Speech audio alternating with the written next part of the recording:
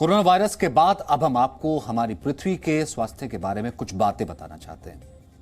पूरी दुनिया में क्लाइमेट चेंज और ग्लोबल वार्मिंग का विषय अक्सर वैज्ञानिकों के शोध और सेमिनार तक सीमित होता है।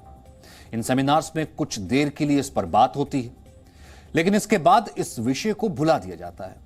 और जैसा कि हम में से कई लोग अपने स्वास्थ्य को लेकर लापरवाही बरतते हैं, वही लापरवाही हम पृथ्वी के स्वास्थ्य को लेकर भी दिखाते हैं। और यह लापरवाही कितने गंभीर परिणाम दे सकती है, अब हम आपको इस पर चर्चा करवाना चाहते हैं। सबसे पहले आप यह तस्वीर देखिए, सैटेलाइट से ली गई यह तस्वीर। इस तस्वीर में जो हिस्सा आपको ट्यूब के आकार का नजर आ रहा है, उसकी पहचान दुनिया के सबसे बड़े आइसबर्ग के रूप में हुई है।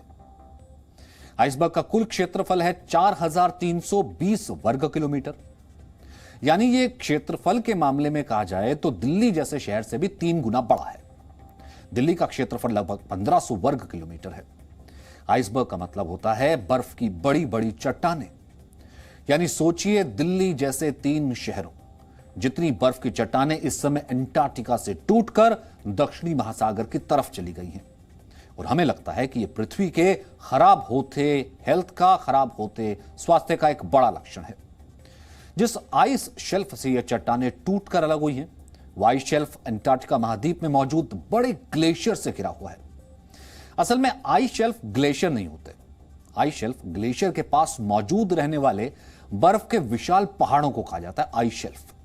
और दुनिया का जो सबसे बड़ा आइसबर्ग A76 मिला है, वो इस समय दक्षिणी महासागर के वेडल सी में प्रवेश कर गया है। और यह वैज्ञानिकों के लिए चिंताजनक खबर है, क्योंकि इन ग्लेशियरों के पिघलने का कारण है ग्लोबल वार्मिंग। हालांकि आपको लग रहा है कि जब पूरी दुनिया कोरोना से संघर्ष कर रही है, तो फिर ग्लोबल वार्मिंग बड़ा खतरा कैसे हो सकती है। तो हम आपको बताते हैं कि तेजी से पिघलते ग्लेशियर पृथ्वी पर मनुष्य के जीवन को समाप्त भी कर सकते हैं। लेकिन यह खतरा कोरोना वायरस से भी बड़ा हो सकता है और गंभीर भी हो सकता है। जो बातें किताबों में लिखी जाती हैं कि दुनिया खत्म हो जाएगी, उसका एक कारण ग्लेशियर होंगे। अंटार्कटिका में दुनिया के पहाड़ों पर मौजूद सभी ग्लेशियरों की तुलना में 50 गुना अधिक बर्फ है। और अगर पूरी दुनिया के ये ग्लेशियर पिघल गए तो पता है क्या होगा। इससे पृथ्वी का तापमान बढ़ जाएगा करीब 60 डिग्री तक। और ये इतना ज्यादा हो जाएगा कि इंसान का रहना मुश्किल हो जाएगा और इंसान इस गर्मी में नहीं रह पाएगा, वो आसानी से इस गर्मी को नहीं झेल पाएगा। दूसरा परिणाम यह होगा कि इससे दुनिया में पीने के पानी का शुद्ध पीने के पानी का जो स्टॉक है वो खत्म हो जाएगा। इंसान पीने के पानी के लिए भी संघर्ष करने लगेगा। इसके कुछ वर्षों के बाद पृथ्वी पर मनुष्य का जीवन पूरे तरीके से समाप्त हो जाएगा। जल ही जीवन है, जल समाप्त तो जीवन समाप्त। यानी पृथ्वी का स्वास्थ्य होना भी उतना ही जरूरी है जितना आपका स्वस्थ रहना जरूरी है। पृथ्वी पर इस समय करीब 2 लाख ग्लेशियर हैं। यह प्राचीन काल से पृथ्वी पर बर्फ का एक विशाल भंडार बने हुए हैं। ऐसे में ग्लेशियरों के पिघलने से जमीन पर रहने वाले दुनिया के उन लोगों पर असर पड़ता है जिनके लिए ग्लेशियर ही पानी का प्रमुख स्रोत है। जैसे हिमालय के ग्लेशियर आसपास की घाटियों में रहने वाले 25 करोड़ लोगों को उन नदियों का पानी देते हैं, जो आगे जाकर करीब 165 करोड़ लोगों के लिए भोजन, ऊर्जा और कमाई का जरिया बनती है। आईपीसीसी की रिपोर्ट में एक रिसर्च के हवाले से चेतावनी दी गई है, यह वार्निंग दी गई है कि एशिया के ऊंचे पर्वतों के ग्लेशियर अपनी 1/3 बर्फ को खो सकते हैं। और यह स्थिति भी तब होगी जब इंसान ग्रीन हाउस गैसों के उत्सर्जन को रोकने में कामयाब हो जाए और दुनिया के तापमान में इजाफे को 1.5 डिग्री सेल्सियस पर सीमित कर दिया जाए। यानी दुनिया का बढ़ता यही तापमान ग्लोबल वार्मिंग है। वायुमंडल में ग्रीन हाउस गैसों जैसे कि मीथेन, कार्बन डाइऑक्साइड और क्लोरोफ्लोरोकार्बन के बढ़ने से पृथ्वी के औसत तापमान में होने वाली बढ़ोतरी को ही ग्लोबल वार्मिंग कहा जाता है। इसकी वजह से जलवायु परिवर्तन भी होता है।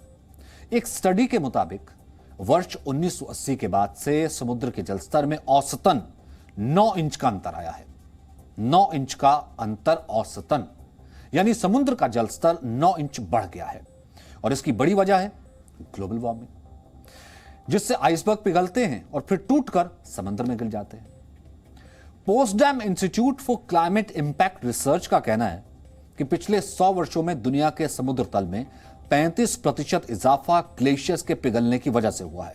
और यह सिलसिला अब भी जारी है और अनुमान है कि भविष्य में ग्लेशियरों के पिघलने से समुद्र तल का बढ़ना 30 से 50 सेंटीमीटर तक सीमित रहेगा, क्योंकि अब इन ग्लेशियरों के पास कम ही बर्फ बची है। इसकी तुलना अगर ग्रीनलैंड और अंटार्कटिका की बर्फ की चादर से करें तो इनके पिघलने से समुद्र का तल कई दर्जन मीटर तक बढ़ सकता है। सरल शब्दों में कहें तो तेजी से पिघलते ग्लेशियर और टूटते आइस शेल्फ पृथ्वी के बिगड़ते स्वास्थ्य का एक बहुत बड़ा लक्षण है और इसके लिए जरूरी है कि दुनिया इस विषय को सिर्फ सेमिनार और गोष्ठियों तक सीमित ना रखे और इसका विस्तार आम लोगों के बीच भी हो। इस समय सभी देश इसके लिए प्रतिबद्ध हैं कि कार्बन उत्सर्जन में कमी आनी चाहिए। कार्बन एमिशन, कार्बन उत्सर्जन का मतलब है पृथ्वी के वातावरण में मौजूद अधिक कार्बन डाइऑक्साइड।